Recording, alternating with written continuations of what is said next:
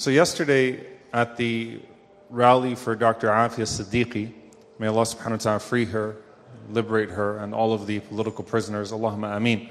I made the comment that Dr. Afia represents something greater than herself, and that one of the things that she represents are the casualties of war that will disappear in the numbers and be forgotten. And particularly I mentioned the schoolgirls that were massacred in Iran. May Allah subhanahu wa ta'ala have mercy on them all and comfort their parents, all of the oppressed and all of those that have been murdered. Allahumma ameen. And there was a question yesterday that came to me: how should we feel about all this? I know Sheikh Yasser addressed some of this, alhamdulillah, some ground rules yesterday. And I've been thinking about one dimension of how to address this tonight, bidnillahi ta'ala, from a Quranic framework, and surely there will be multiple angles by which this will be addressed, bidnillahi ta'ala, in the weeks to come. And we make dua for our ummah through all of this. The sentence that I want you to remember: lean into your fitrah. Lean into your fitrah, your natural disposition. A few khatiras ago, I mentioned the dua that people used to make, that they used to ask Allah subhanahu wa ta'ala for the iman, for the faith of the old Bedouin woman, who's not a scholar of the Qur'an, not a scholar of the Sunnah, who doesn't know law or jurisprudence, but her iman is very high. She knows what she perceives and she knows what she hears, and she naturally leans into that iman in Allah subhanahu wa ta'ala, and there's something very beautiful about that. What do I mean by that? When situations like this arise, there's the black and the white, and then there's the gray. There's the black and the white, and then there's the gray.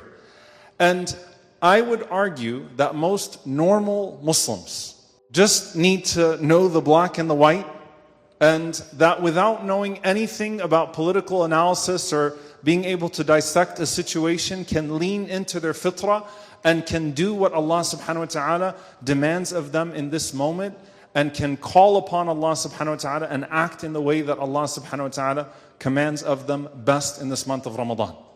Lean into the fitrah. The Prophet sallallahu alaihi wasallam in his time had to navigate more political complexities than we can imagine. Like, I want you to think about how many tribal complexities the Messenger of Allah sallallahu alaihi wasallam has to navigate with the non-Muslims, and dissecting the different tribes and who's related to who, and who has this motivation and who has this history, and who can be trusted from this direction and who can be trusted from that direction. The vast majority of the companions simply waited for the Prophet ﷺ to say, do this or do that. And they leaned into that. But it's the Prophet ﷺ who is with his select group of people, looking at Ghatafan, looking at Banu Khuza'a, trying to navigate through all of the complexities that exist at the time of his undertakings, alayhi salatu wassalam. So what does this mean today for us, the black, the white, and the gray? I was thinking about this from a Quranic perspective. Allah subhanahu wa ta'ala gives us ways to deal with all of these different things. When two groups of believers start to fight, وَإِن طَائِفَتَانِ مِنَ الْمُؤْمِنِينَ اقْتَتَلُوا فَأَصْلِحُوا بَيْنَهُمَا. If two groups of believers go into conflict with one another, then you try to do islah. You wish for restoration amongst them. You wish for reconciliation amongst them. فَإِن بَغَتْ إِحْدَاهُمَا عَلَى الْأُخْرَى فَقَاتِلُوا الَّتِي تَبْغِي. And then if one of them, goes on the agreement or goes back on the agreement, reneges on the agreement between the two, then you go against the one that is refusing to reconcile.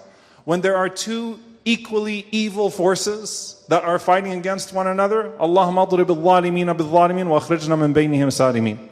Let them destroy each other and let us come out of it in peace. When you have two forces that are fighting one another, and one of them, they're both evil, but one of them clearly in the moment is more evil than the other. And of course, that's the classical example that we find in Surah Rum. وَيَوْمَئِذٍ يَفْرَحُ الْمُؤْمِنُونَ بِنَصْرِ اللَّهِ يَنْصُرُ مَنْ يَشَاءُ وَهُوَ الْعَزِيزُ الرَّحِيمُ. There's a rule there. The day that the believers will find joy in the victory of Allah subhanahu wa ta'ala. Who is this talking about? Abu Sa'id al-Khudri radiyallahu ta'ala anhu, he said, فَرِحْنَا بِنَصْرِ اللَّهِ لِأَهْلِ الْكِتَابِ عَلَى الْمَجُوسِ وَفَرِحْنَا لِنَصْرِ اللَّهِ لِلْمُسْلِمِينَ عَلَى كُفَارِ قُرَيْشِ. We found joy in the help of Allah subhanahu wa ta'ala coming to the people of the book, the Romans, over the Majus, over the Persian Empire at the time. And then we found joy, we found farah, we found joy of the victory of Allah subhanahu wa ta'ala to the Muslims over the disbelievers of Quraysh, over the non-Muslims of Quraysh. When the Muslims were in Abyssinia, and you have another political reality that's also complicated. You have Najashi, radiyallahu ta'ala anhu, who is concealing his Islam. And so he's not ruling by an Islamic framework, but he's giving protection to the Muslims and he's concealing his Islam, and the Muslims know about his Islam, but his people do not. And there is a coup attempt on Najashi. And Salama radiallahu ta'ala anha narrates the way that the Muslims are on the side of that whole thing, and they're watching it and they're praying to Allah subhanahu wa ta'ala for victory for Najashi. To the point that Az-Zubayr radiallahu ta'ala anhu swims to see who is winning between the two, and then he comes back to give the Muslims the news of the victory of Najashi. And Salama radiallahu ta'ala anha says, there was nothing that made us more happy than that. There was a natural feeling, there was a natural sentiment. This man is protecting us. This is a good man. This is a Muslim. He's giving us our protection here. We don't need to get into the dynamics of what he's ruling by or who the other group is. This was a dynamic that was very clear and obvious. There's a black and white and there's a gray. And so how do we as believers deal with black and white versus gray? When you see innocent people being killed, when you see your innocent brothers and sisters being killed, there's no gray. You lean into that. You make dua for your brothers and sisters. When you see what is as clear as night and day of an evil, expansionist, colonial enemy of Israel that is trying to expand and trying to disrupt the Muslim world, and that's making its intentions very, very, very clear, I never want to be on the side of that regime. Ever. For anything. Nothing good comes out of that. Nothing good comes out of that. It is always evil. It has evil intentions. And more Americans are waking up to the domination and the slavery of the political class to that, colonial endeavor and what it is doing and the havoc that it's wreaking in the region. Black and white. I never want to find myself on the side of this evil. Okay, then what happens with the gray? Here's the thing that I want you to understand why I say you go back to the Muslim that simply leans into their fitrah. When you see what is taking place today, you can hold multiple truths at the same time and not forsake your principles. You can absolutely resent the crimes of the regime of Iran against the people of Syria and other places and still resent the crime that is being committed against the innocent people there right now. And understand very wide-eyed and clear-eyed that what is happening is an abject evil right now. You can resent the presence of American military bases in Gulf countries. I do. You can resent them. It's evil. And you can also be concerned for your brothers and sisters that live in those countries that are worried about shrapnel and drones falling on them. Those are two things that can be true at the same time. There's a fitri element to this. That is just natural as Muslims. When it comes to the gray, Allahumma man arada bil islami wal muslimina khayra fawaffiqhu li kulli khayr. ومن أراد بالإسلام والمسلمين شرا فاجعل كيده في نحره واجعل تدبيره تدميرا. O Allah, those that want good for Islam and the Muslims, then guide them to every good. And those who want evil for Islam and the Muslims, then ruin their plans, spoil their plans, and make their planning a means of their destruction. Ameen. You lean into your fitrah, dear brothers and sisters. And so I say take the step back in Ramadan, and again, this is a very short khatira, to give just a bit of a framework of how Allah subhanahu wa ta'ala gives this to us. Take a step back and don't get so lost in all of the political dynamics and all of the contingencies that you start to step away from what Allah Azza wa Jal has just made so obvious to you. And make dua with that fitrah. Make dua with that fitrah.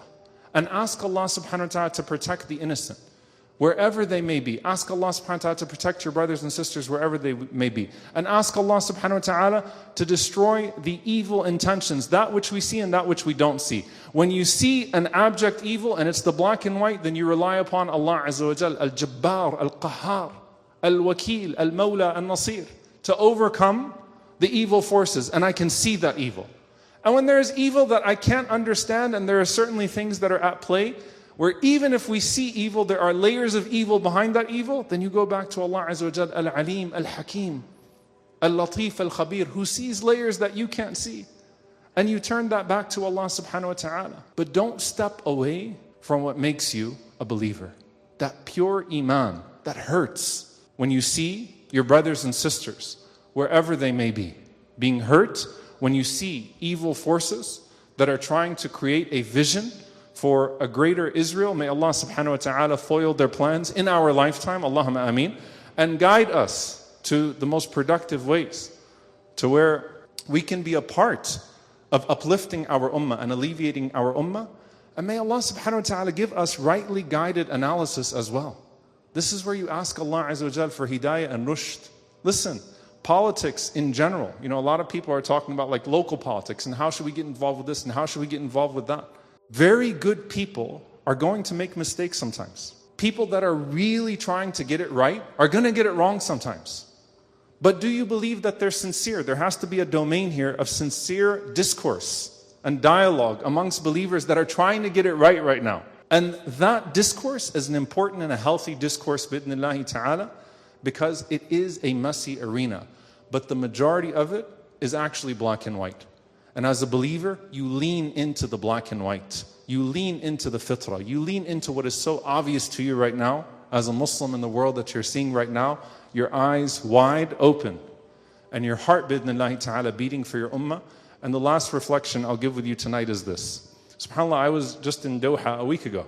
I was supposed to be going to Umrah in a few days. And I remember sharing with you all that my flight there were some flight issues, and I ended up having to come a day later, and I got to pray the first night of Taraweeh there, and everyone's talking about, oh, mashallah, how beautiful Ramadan is there, and we're going to go to Ramadan, we're going to go, to Taraweeh, and we're going to enjoy the beautiful spirit of Ramadan here. And subhanAllah, look how quickly things change in the safest places in the world.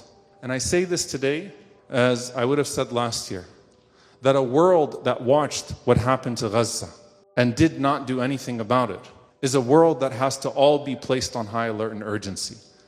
All of us, our situation can change overnight. Our situation can change overnight. So don't think, oh, well, I'm here and they're there and they're there and they're there and none of this can come to us. Keep your faith steadfast and work on that. Keep your principles solid and firm.